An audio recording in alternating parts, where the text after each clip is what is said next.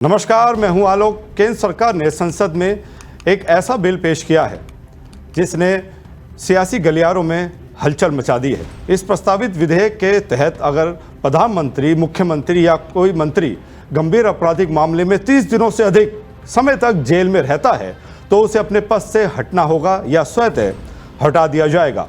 लेकिन विपक्ष ने इसे लोकतंत्र और संघीय ढांचे के खिलाफ साजिश करार दिया है। आखिर क्या है इस बिल में और क्यों मचा है इतना बवाल? केंद्र सरकार ने संसद में 3 नए विधेयकों को पेश करने की घोषणा की है, बल्कि पेश कर भी दिया है, जिनका उद्देश्य गंभीर आपराधिक मामलों में फंसे नेताओं पर सख्ती करना है। इन विधेयकों के अनुसार अगर कोई प्रधानमंत्री, मुख्यमंत्री या मंत्री गंभीर अपराध जैसे हत्या, भ्रष्टाचार या 5 साल से अधिक की सजा वाले मामलों में 30 दिनों तक जेल में रहता है तो उसे अपने पद से इस्तीफा देना होगा या उसे स्वतः हटा दिया जाएगा। यह बिल केंद्र शासित प्रदेश सरकार विधेयक 2025 का हिस्सा है, जो 1963 के कानून में कमी को दूर करने का दावा करता है। सरकार का कहना है कि यह कदम भ्रष्टाचार और अपराध के खिलाफ जीरो टॉलरेंस की नीति को दर्शाता है, लेकिन विपक्ष इसे सत्तारूढ़ दल की साजिश बता रहा है। विपक्ष का आरोप है कि यह बिल विपक्षी नेताओं को निशाना बनाने और उनकी सरकारों को अस्थिर करने का हथियार है, खासकर उन राज्यों में जहां गैर बीजेपी सरकारें सत्ता में हैं। आप लोग बाहर में जा करके आप देखिए कितना खराब लगता है। आपका ये हरकतें दुनिया हंसता है। अब स्कूल के बच्चे भी बोलने लग गए हैं कि मेंबर्स ऑफ पार्लियामेंट ऐसा बिहेव करता है क्या? आप सोचिए, शांति दिमाग से सोचिए। सरकार का बिजनेस तो हम पारित करके रहेंगे। देश का हक में, समाज का हक में जो काम हमको करना है, देश के लोगों ने दायित्व दिया है, हम काम करेंगे। लेकिन हंगामा करने से नुकसान होता है तो आप लोगों का ही होता है। यह सदन सबका है, मेंबर्स ऑफ पार्लियामेंट का है। इसमें सबसे ज्यादा नुकसान नए मेंबर्स ऑफ पार्लियामेंट, विपक्ष के साथियों को होता है। आप लोग सोचते हैं कि हंगामा करने से कुछ फायदा होगा? जो ज्यादा हंगामा करेगा जनता उसको पूरा नकार देगा। आप लोग कोई सहानुभूति प्राप्त करने वाला नहीं है। इसलिए मैं पुनः आग्रह करता हूं, आप लोग चर्चा में भाग लीजिए, बिल्स के डिस्कशन में भाग लीजिए। कैप्टन सुभाष शुक्ला को सम्मानित देने में साथ दीजिए। और विपक्ष का यह भी आरोप है कि केंद्रीय एजेंसियां जैसे सीबीआई और ईडी का दुरुपयोग करके विपक्षी नेताओं को फंसाया जा रहा है।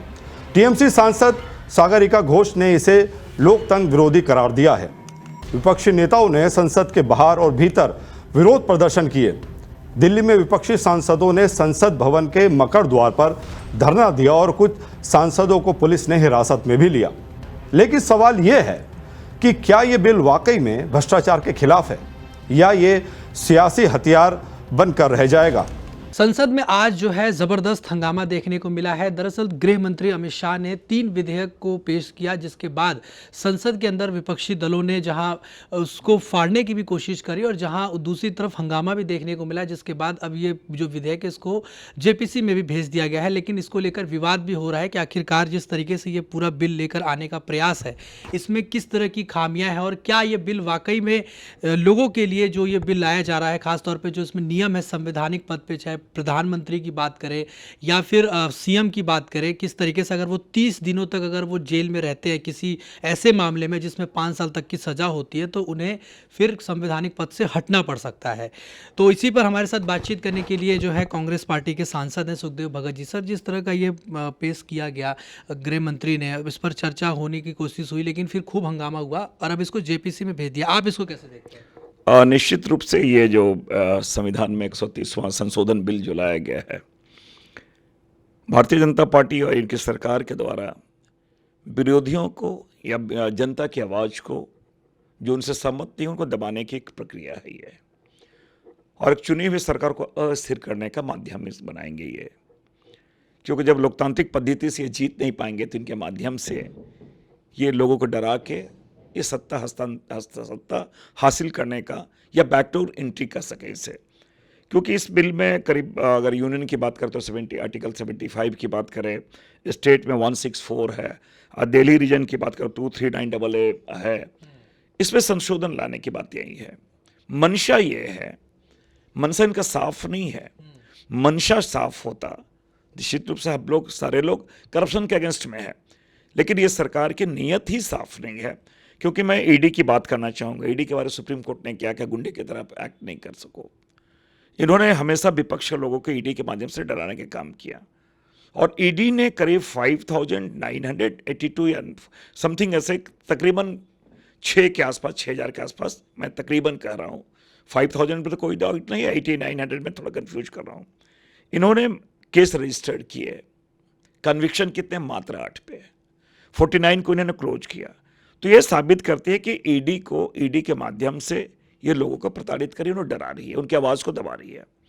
अगर इलेक्शन कमीशन की बात करें तो SIR के माध्यम से जो डिलिस्ट किया जा रहा है गरीब लोगों को, वंचित क्लास के लोगों को, वीकर सेक्शन के लोगों को, तो इन चीज़ों का जितने भी कॉन्स्टिट्यूशनल बॉडी हैं, ये सरकार उसके माध्यम से वो सत्ता में हासिल रहना चाहती है, लोगों को डराती धमकाती है, और जो जनता की जो आवाज़ है, विपक्ष जो जिन आवाज़ों को उठाती है, उनको दबाने का प्रयास करती है ये।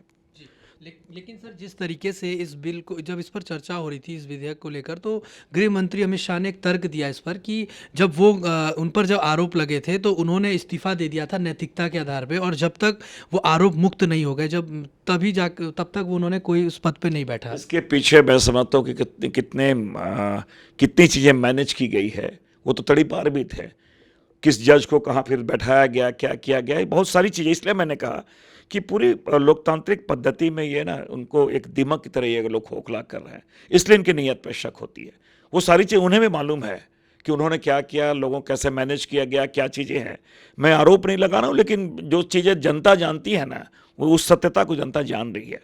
इसलिए मैंने कहा कि आज की स्थिति ये हो गई है कि ये सरकार किसी भी तरीके से, एक तो अब कह सकते हैं कि ये हिटलर शाही वाले रास्ते पे सरकार चल रही है, और इस बिल के माध्यम से वो, मैं फिर कहना चाहूँगा कि जनता अगर नकार देगी और उनकी सरकार नहीं होगी, तो बैकडोर से एंट्री करने का ये माध्यम ढूंढ रही है। आखिरी सवाल सर, जिस तरह का ये पूरा आपने आरोप लगाया या जो भी आपने बातें कही, तो उनका ये भी तर्क था कि उन पर भी झूठे आरोप लगे थे, लेकिन उन्होंने जब तक न्यायालय ने उनको दोषमुक्त नहीं कर दिया, तब तक वो संवैधानिक पद पे नहीं बैठे। लेकिन अभी की हालात की, जैसा आपने जिक्र किया कि अब ईडी जो कार्रवाई करती है उसमें कन्विक्शन रेट बहुत ही लो है, तो ऐसे में इसको आप कैसे? नहीं, यही तो साबित करते कि ईडी वो प्रेजुडिस होकर कार्य करे, पूर्वाग्रह से ग्रसित होकर प्रताड़ित कर रही है। यही तो मैं कहना चाह रहा हूँ।